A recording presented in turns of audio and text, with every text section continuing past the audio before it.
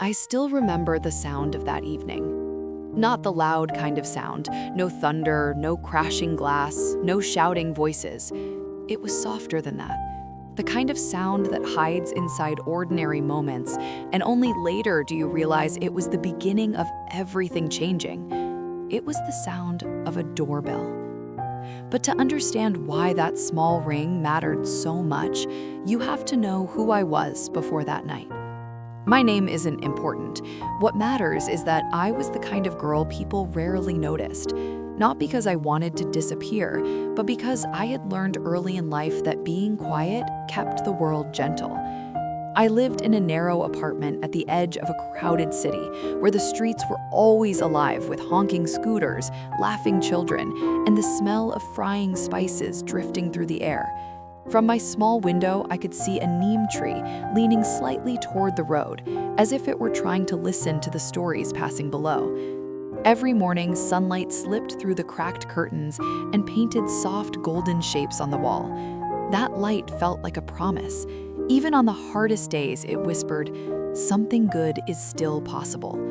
I held on to that whisper the way other people hold on to certainty, because life had not been especially kind to us. My mother used to hum while cooking. Not real songs, just broken pieces of melodies she remembered from somewhere far in her childhood. When she hummed, the whole kitchen felt warmer, as if music itself could soften worry. But over the years, the humming grew quieter. Bills stacked up like silent accusations on the table. Her shoulders bent a little more each month. Smiles became something she saved instead of something she lived in. I tried to help in small ways. I folded clothes carefully so they looked new. I stretched lentils into 2 meals instead of 1. I studied late into the night, believing education was a door that could open us into a brighter life. Hope for me was not loud. It was stitched together from tiny, stubborn acts of faith. Still, there were evenings when even hope felt tired.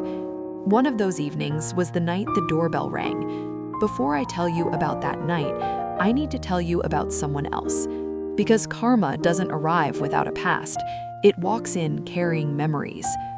Across the street from our building lived an old man, thin, quiet, almost invisible. Most people passed him without seeing him at all. Children stopped playing when he walked by, not out of fear, but out of unfamiliar silence.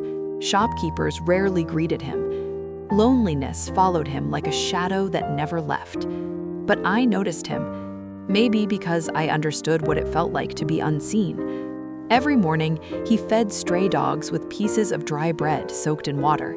He spoke to them softly, as if they were the only listeners he had left in the world. One winter evening, I saw him shivering on a broken bench near the bus stop. Without thinking much, I went home, wrapped one of my father's old shawls around my shoulders, and brought it to him. He looked surprised, not happy, not grateful, just surprised, as if kindness were something he no longer expected to receive. "Keep it," I told him quickly, before courage could fade. "It's warm." He studied my face for a long moment. Then he smiled, slowly, carefully, like someone opening a window after many years. That smile stayed with me. I didn't know then how important that small moment would become. Now we returned to the doorbell. It rang just as my mother and I were finishing dinner. The electricity had gone out, so the room glowed only with the trembling light of a small candle. Shadows moved gently along the walls, like quiet ghosts of our worries.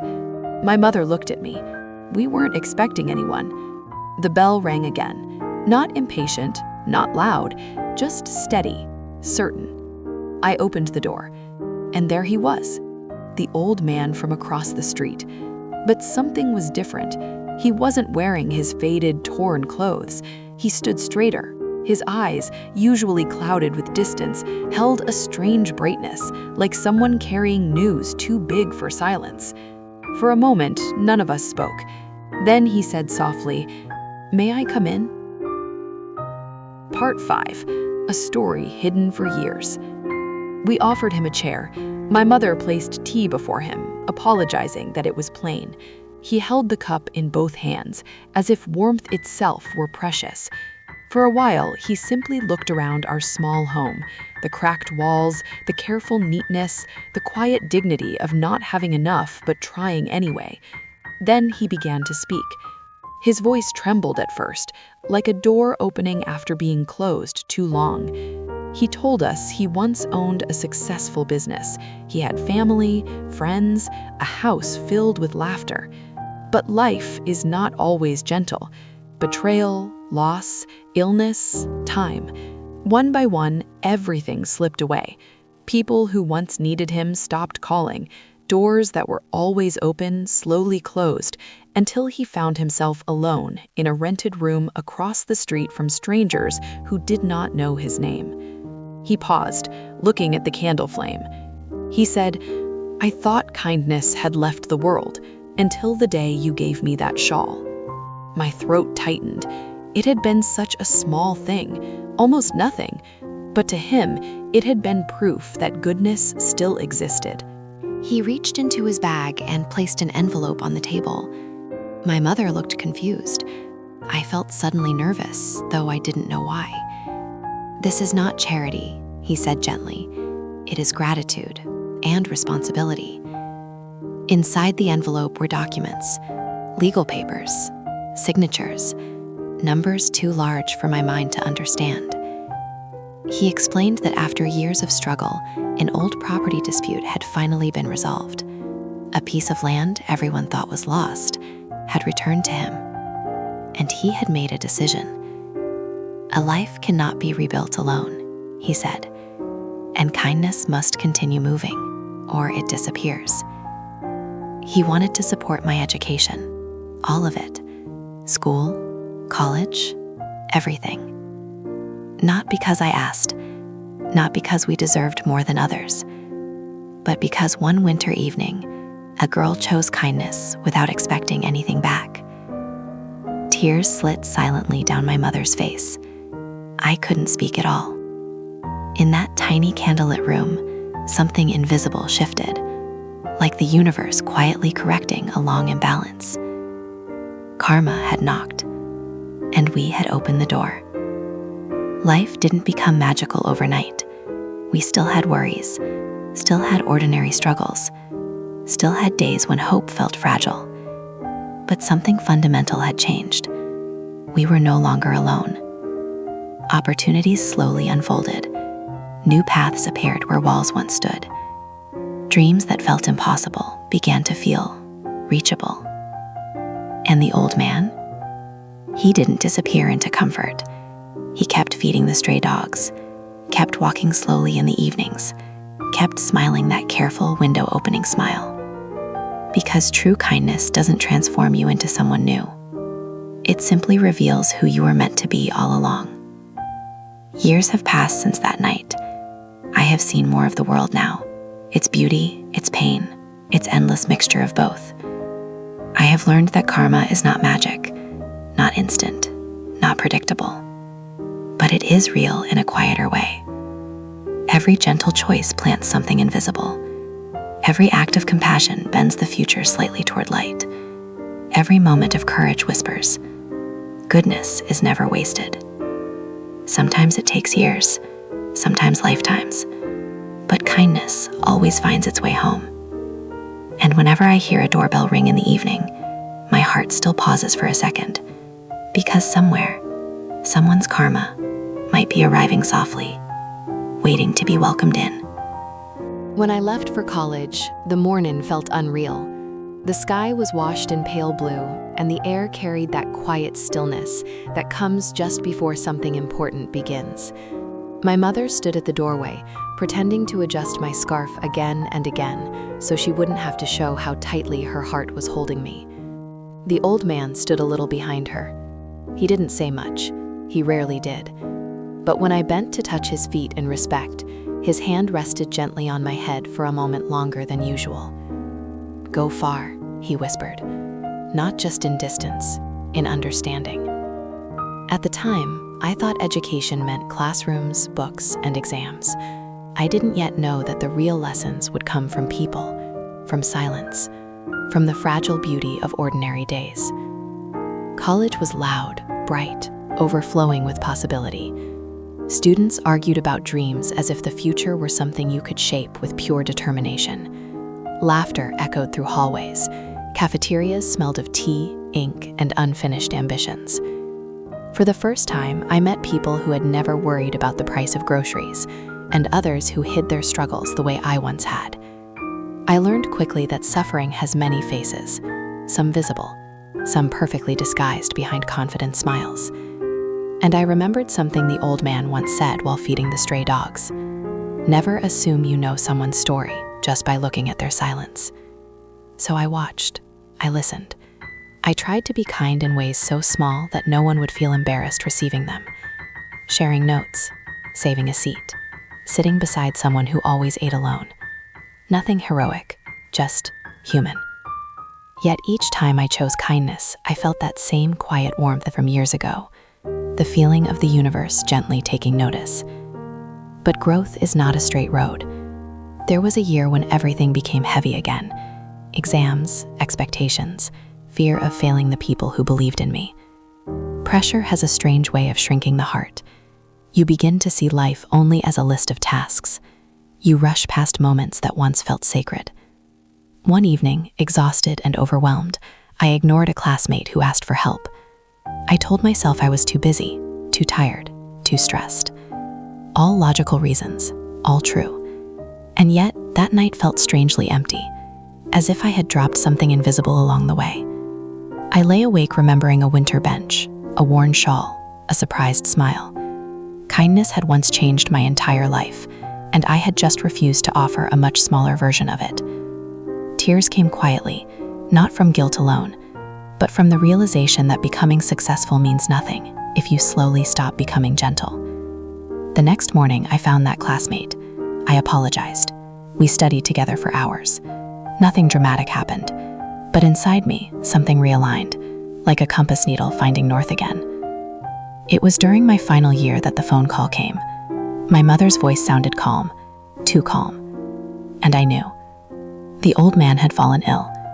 Age, which had waited patiently in the background for so long, had finally stepped forward. His body was tired in ways kindness could not heal. I traveled home that same night. The journey felt endless, every passing light outside the window blurring into a single silent prayer. When I entered his room, the air smelled faintly of medicine and sandalwood. He looked smaller than I remembered, but his eyes were still clear, still bright, still carrying that quiet understanding of life's hidden patterns. "You came," he whispered softly. "Of course," I whispered, holding his hand carefully, as if even touch might hurt him. For a while, we said nothing. Some silences are not empty. They are full of everything words cannot carry. Near midnight, he spoke again. "People misunderstand karma," he said slowly. "They think it is reward and punishment, like a transaction." His breathing was shallow, but his voice held surprising strength. Karma is memory, the universe remembering how we treated each other and gently returning that feeling to the world. I felt tears rising, but I didn't stop him. "The shawl you gave me," he continued, "was not important because it was warm. It was important because, for a moment, I felt seen." His fingers tightened slightly around mine. "Promise me something." "Anything," I said. "When life becomes busy, when success becomes loud, do not forget to see the invisible people." My voice broke. "I promise." He left us just before dawn, softly, peacefully, like a candle choosing its own moment to rest. Grief is a strange companion. It hurts, yet it also illuminates love in ways nothing else can. At his funeral, very few people came. No grand speeches, no long lines of mourners, just a small circle of quiet lives he had touched in unnoticed ways. The stray dogs waited at a distance, restless and confused. I brought bread the next morning and fed them the way he used to. As they gathered around, tails moving gently, I felt something unexpected. Not only sorrow, but gratitude. Because some people do not stay long in our lives, yet they change the direction of our entire future. Time moved forward, as it always does. I finished my studies, found meaningful work, helped my mother rest from years of carrying too much alone. Life became fuller, brighter, steadier. And then, one evening, many years after the first doorbell, there was another knock. This time, it was my door. Outside stood a young girl, nervous and thin, holding worn school books close to her chest. Her eyes carried the same quiet mixture of hope and fear I once knew so well. She had come to ask about a scholarship program I had recently started in the old man's memory. For a moment, the past and present folded into each other. Winter bench, warm shawl, candlelight, promise. I smiled gently and said the simplest, most important words I knew. Come in. Sometimes people ask me if I believe in miracles. I tell them this: miracles are rarely sudden flashes of magic. More often, they are slow circles of kindness, moving quietly from one life to another, until one day they return to where they began. Karma did not knock only once in my life. It keeps knocking. Every time someone chooses compassion instead of indifference, courage instead of fear, love instead of silence. And now I understand something the girl I used to be could not. We are not just waiting for karma, we are creating it with every small, unseen act of goodness. So if you ever wonder whether kindness matters, remember this story. Somewhere, years from now, a doorbell may ring softly in the evening, and behind that door might be the future you once helped create without even knowing. He smiled, that same careful smile that had opened like a window years ago. And in that quiet room, I understood something with absolute clarity. Kindness had never been about changing fate. It had always been about recognizing each other's humanity before time runs out. She stepped inside carefully, as if afraid the floor itself might reject her. I recognized that feeling. The quiet habit of apologizing for existing, even when no one has asked you to. Her name was Asha. Hope. Some names feel like destiny whispered too early. She told me about her father's illness, her mother's long working hours, the way she studied under a dim streetlight when electricity failed. She spoke quickly at first, like someone used to being interrupted. Then slowly, when she realized I was truly listening. Listening is a rare gift. I had learned that from an old man who fed stray dogs. When she finished, silence settled between us. Not uncomfortable, just honest. I saw myself in her, the same trembling determination, the same fragile courage pretending to be strength. And in that moment, the past didn't feel gone. It felt alive, breathing softly inside the present.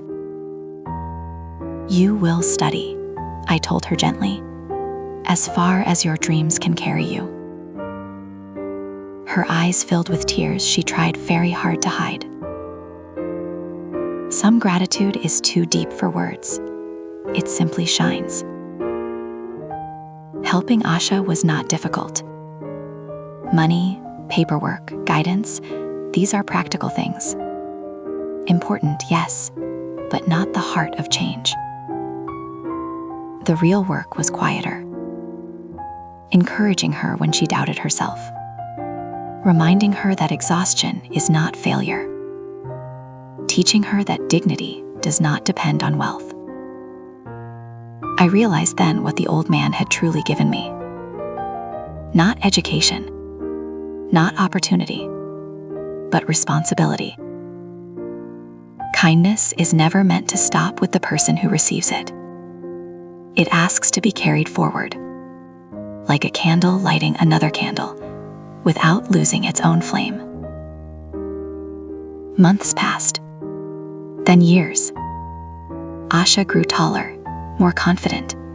Her laughter arrived more easily, like sunlight finally trusting the morning. And every time she smiled, I felt something gentle unfold inside my chest. The quiet certainty that the circle was continuing. One evening, as rain painted silver lines across the window, Asha asked me something unexpected. "Did you ever feel angry?" she said softly. "About everything that was unfair?"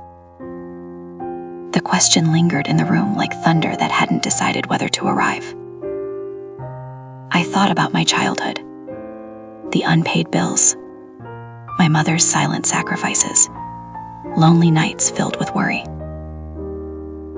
Yes, I answered honestly. I did. She waited. But anger, I continued, is like holding fire in your own hands and hoping someone else gets burned. The rain grew heavier, tapping gently against the glass. "What changed?" she asked. I smiled a little. Someone showed me kindness when they had no reason to. After that, staying angry felt like betraying a miracle. She didn't reply, but I could see understanding forming slowly in her eyes, the way dawn forms before the sun appears. Years moved the way rivers move, quietly, steadily, without asking permission.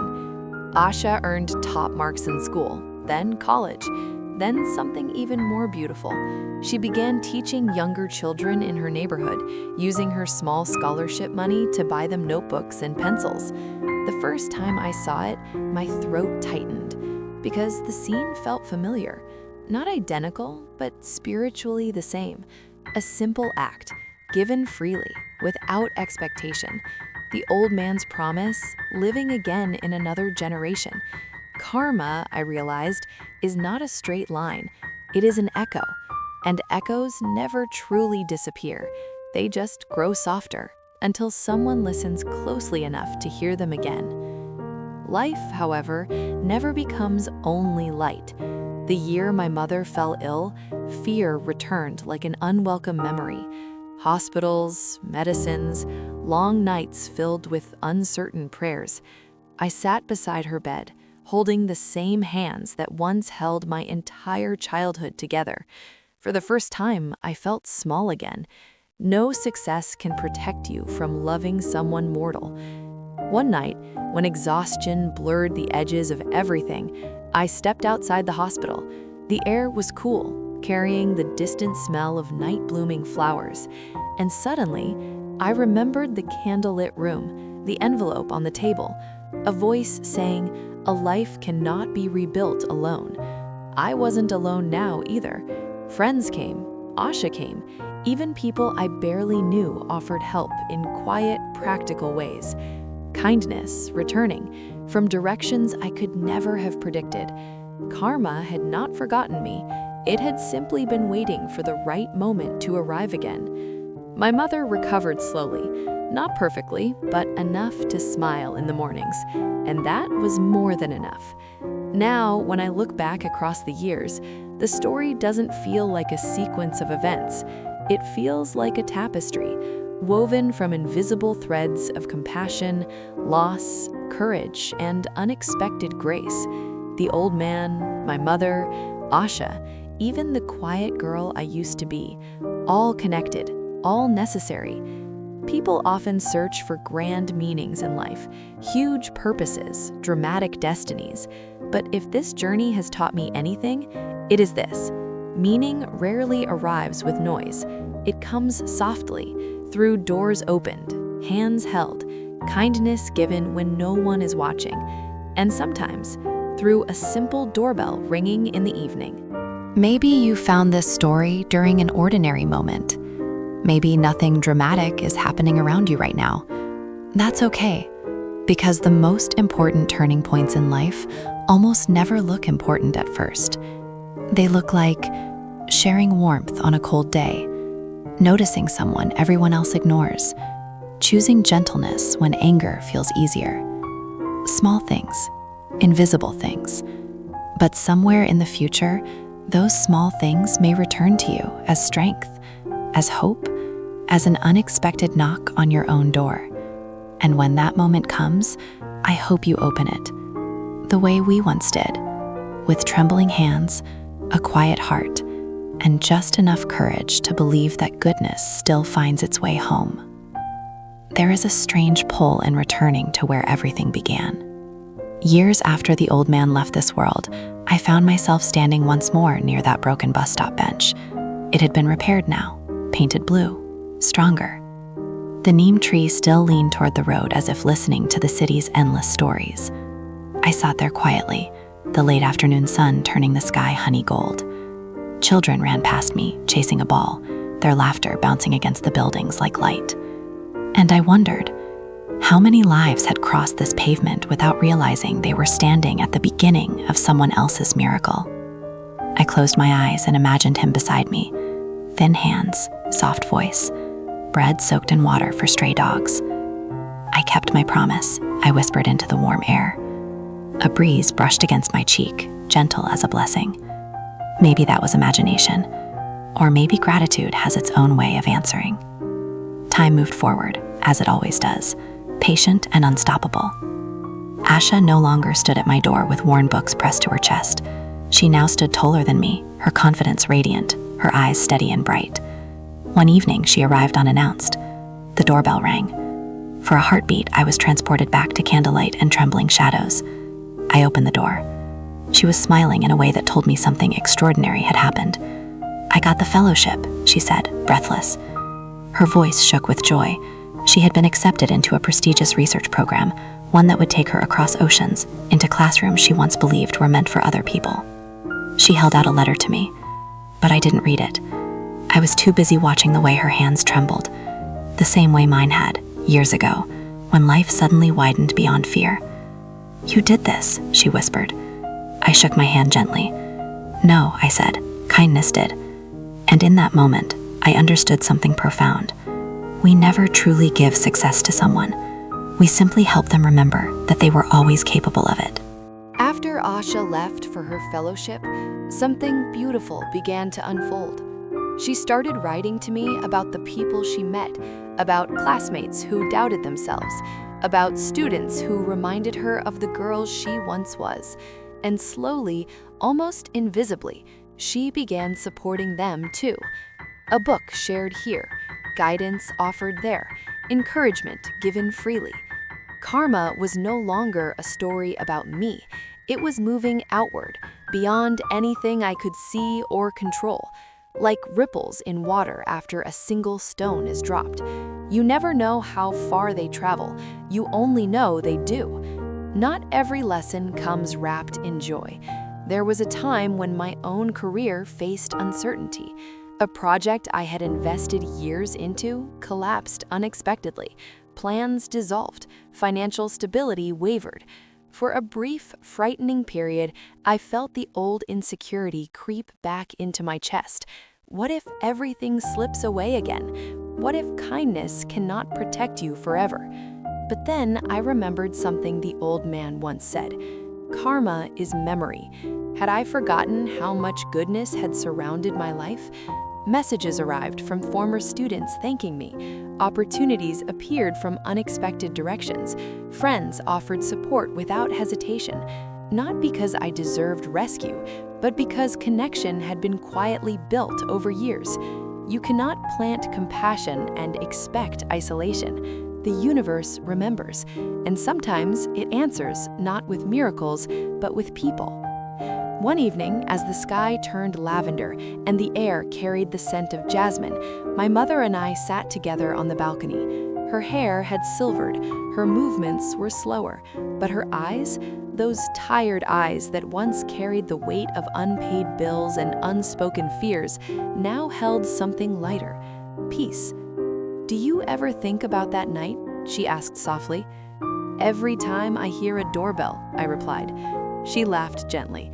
"I used to worry so much," she said, "about the future, about survival. I didn't know that life was preparing something beautiful for us." I leaned my head against her shoulder. "Maybe life was waiting," I said, "waiting for us to choose kindness first." She didn't answer, but I felt her hand squeeze mine, and in that small gesture was everything: sacrifice, love, resilience, and a quiet acknowledgement that we had endured and transformed.